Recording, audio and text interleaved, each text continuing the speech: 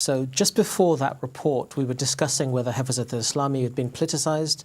Sheikh Sams, your view was there's avowedly non-political organisation. Murad, what would you say, especially after seeing that report? Well, I mean, it's quite interesting, the politics in Bangladesh. There's no doubt Khaleda Zia, the BNP leader, and Ershad of the Jatiya Party were very keen to be part of this long march.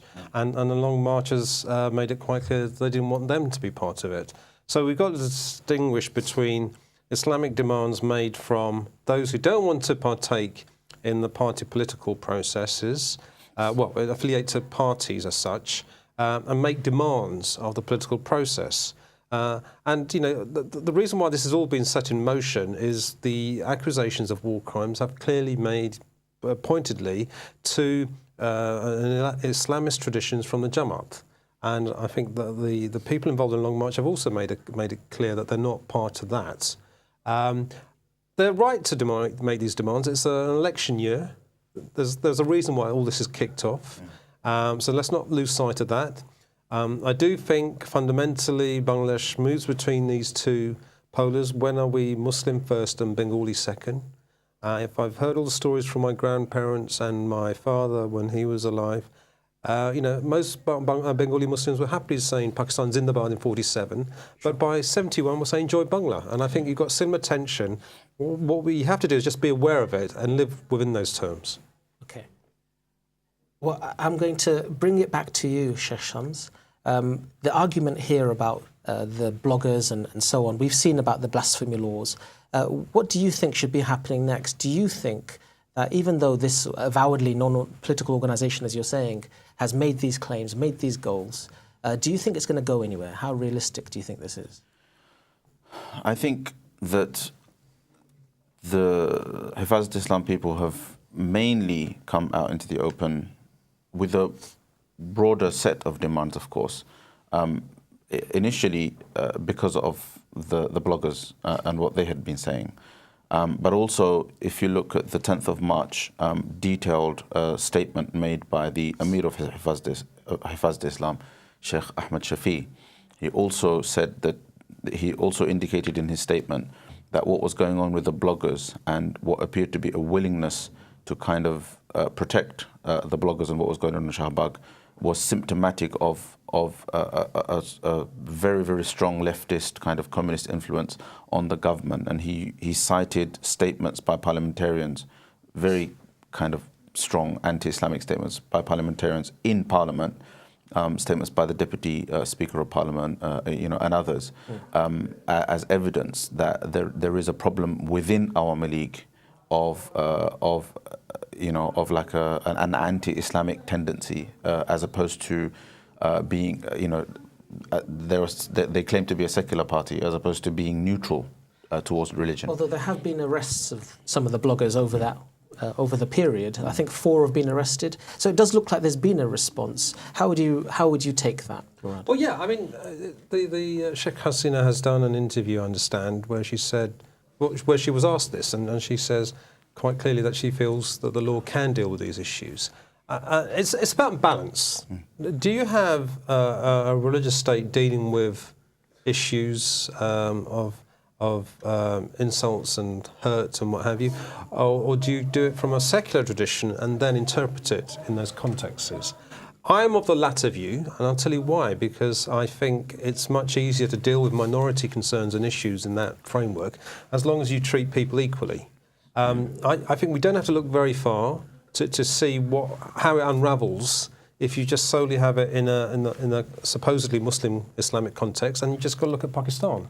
Pakistan state, unfortunately, spends more time asking people who's a Muslim and who's not. You know, the attacks against Ahmadiyas, to me, sound ludicrous. Okay. And I think Bangladesh should learn that lesson, has moved on from that, because that's why we liberated ourselves from the state of Pakistan in 71. And I just think in this present context, let's just not forget this is an election year, and that there is the war crimes do need to be dealt with if the country is going to move forward. Okay, so I noticed there, Sheikh Shams, you were going to come in, I think? I mean, ideologically, there is a whole discussion that needs to be had. I think first and foremost within the conscience of every single Muslim and the Muslims among themselves about to what extent we can accept secularism as a political paradigm for ourselves, for Muslims. And I think over here, the big discomfort for Muslims, particularly in this country, for example, is that they find themselves actually beginning to speak against secularism in a wider spectrum, and therefore they feel as if they're compromising, and creating a contradiction for themselves because of their reality in this country. But that is an important conversation, and that is part of the deep kind of clash that is going on at the moment, generally in the Muslim world. To what extent secularism can be accepted, and what aspect of it can be accepted.